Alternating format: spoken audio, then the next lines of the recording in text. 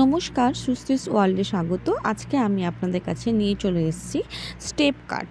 Step কাট কাটার আগে আমি you কাট কাটবো, সেই প্রসেসিংটাও নিয়ে চলে আসছি এবং সামনে লেয়ার কী করে কাটে সেটাও আপনারা একটা ভিডিওর মধ্যে 3 রকম কাট দেখতে পারবেন, খুবই সিম্পল এবং সহজ উপায়ে বা পদ্ধতিতে।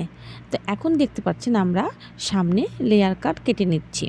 আপনারা হয়তো প্রথমেই আমি দেখিয়েছি চুলটা আফটার বিফোর ফটো ভিডিও, যে এত বড় চুলটা এত ছোট করে ফেললো।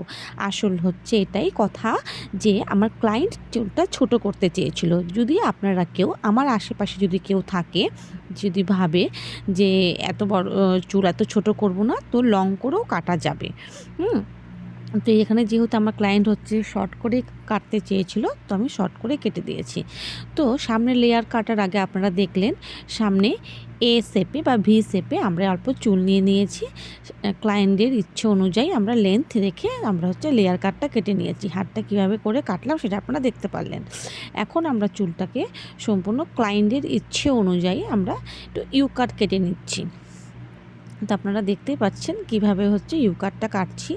অল্প একটুখানি মিডিল থেকে চুল নিয়ে নিয়েছি পেছনে, সেখান থেকে ডান দিকে একবার বাঁ দিকে একবার অল্প অল্প করে চুল নিয়ে হাতে গাইডলাইন নিয়ে আমরা ইউ কাটটা কেটে নিচ্ছি। তাহলে পরে কী হবে, ক্লায়েন্ট যতটুকু চুল চাইবে, মানে যতটুকু লেন্থ চাইবে, ততটুকু লেন্থ অনুযায়ী যদি আমরা চুলটা আগে কেটে নিই, তাহলে পরে আমাদের সেই লেন্থ কোনো রকম ছোট বা বড় ওরকম কোনো কিছুই হবে না। তো যাই হোক, আমাদের ইউ কাটটা কাটা হয়ে গেল। তো এবার সামনে হচ্ছে ফ্রন্টের লেয়ার কাট দেখিয়ে দিলাম এবং পিছনে ইউ কাটটাও দেখানো হয়ে গেল।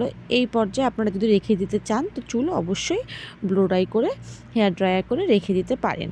এইবার আমি করব স্টেপ কাট। দেখুন, স্টেপ কাট কিন্তু 9 সেকশন করে চুলটাকে কাটা যায়, কিন্তু এখানে আমি কোনো রকম সেকশন করছি না। একদম পিছনে গাইডলাইন লম্বা করে নিয়ে নিয়েছি, যেভাবে আমরা ইউ কাট ভি কাট কাটি সমান কাট, সেইভাবেই আমরা গাইডলাইন নিয়ে নিয়েছি। আর হচ্ছে এখানে 3 স্টেপ না, আমি 4 স্টেপ করব।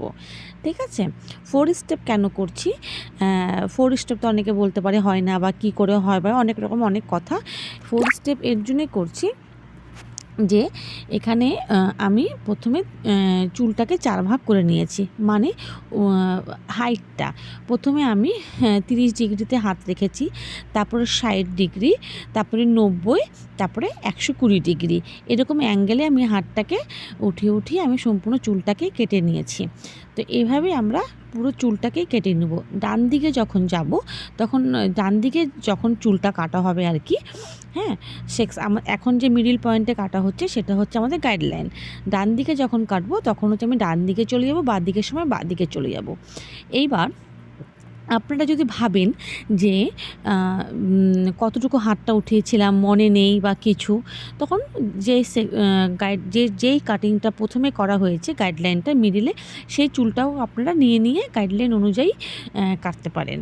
ঠিক আছে, তো এখানে যেহেতু আমি হচ্ছে কেটেছিলাম, আমি হচ্ছে মনে রেখেছি, বা আমার একটা আন্দাজ বা মাপ রেখেছি। তো সেই অনুযায়ী আমি 30 ডিগ্রি, 60 ডিগ্রি, 90 ডিগ্রি এবং 120 ডিগ্রি এরকম অ্যাঙ্গেল করে আমি হাতটা টোটালটাই কেটেছি। বা আপনারা মাথারও একটা মাপ নিয়ে নিতে পারেন, যে প্রথমে আমি পিঠ থেকে 1 বিদ্যা উপরে উঠিয়েছিলাম, তারপরে হচ্ছে 2 বিদ্যা, তারপরে হচ্ছে 3 বিদ্যা, তারপর 4 বিদ্যা, এরকম করে রাউন্ড করে চাঁদা যেভাবে থাকে ঠিক সেরকমভাবে অ্যাঙ্গেল করে আপনারা হেয়ার কাটিংটা কমপ্লিট করে নিতে পারেন। এতে কি হয়, অনেক লেয়ার হয়, মানে অনেক ঝিরিঝিরি অনেক লেয়ার হয়। আপনারা দেখতে পাচ্ছেন প্রচুর লেয়ার হয় এবং কি হেয়ার কাটিংটা খুব ভালো লাগে। হ্যাঁ, লং করেও যদি অনেকে হয়তো ভাবতে পারেন যে এইভাবে হচ্ছে চুল কাটলে চুল খুব শর্ট হয়ে যায়, ছোট হয়ে যায়, অনেকে ভয়ে হয়তো হেয়ার কাটিং করতে চায় না, কিন্তু একদমই না, হেয়ার একদমই ছোট হয় না। আপনারা যেই লেন্থে হেয়ার রাখতে চাইবেন সেই লেন্থেই থাকবে। আর আমি হচ্ছে 4 বার ভাগ করে বা 4 স্টেপ কেন করলাম, এর জন্যই করেছি, বা 4 বার হাত উঠিয়ে 4 বার কেন কাটিং করলাম, কারণ আমার যেই ক্লায়েন্ট আছে এর মাথায় হেয়ার ভলিউম বেশ ভালো। তো ওর জন্যই আমি হচ্ছে 4 বারে হচ্ছে আমি করলাম। তাতে কী হবে, ঝিরিঝিরি অনেকগুলো লেয়ার আসে, তাতে চুলটা আরও দেখতে ভালো লাগবে। আর যদি কোনো হেয়ারে দেখবেন যে ভলিউম সেরকম নেই, তাহলে আপনারা 3 বারে কাজটা শেষ করে দিতে পারেন। তখন হয়তো আপনারা চুলটাকে হচ্ছে আমি এরকম হচ্ছে 30 ডিগ্রি, 60 ডিগ্রি, 90 ডিগ্রি, 120 ডিগ্রি এরকম করে নিয়েছি। তখন আপনারা হচ্ছে 30-এর জায়গায় 40 ডিগ্রি নিয়ে নেবেন, তারপরে 80, তারপরে 120 এরকম করে ভাগ ভাগ করে নেবেন। তো এইভাবে আমাদের পুরো চুলটা আমাদের স্টেপ কাট কাটা হয়ে গেল। 4 স্টেপ আমি নাম দিয়ে দিচ্ছি, 4 স্টেপ কাট কাটা হয়ে গেল।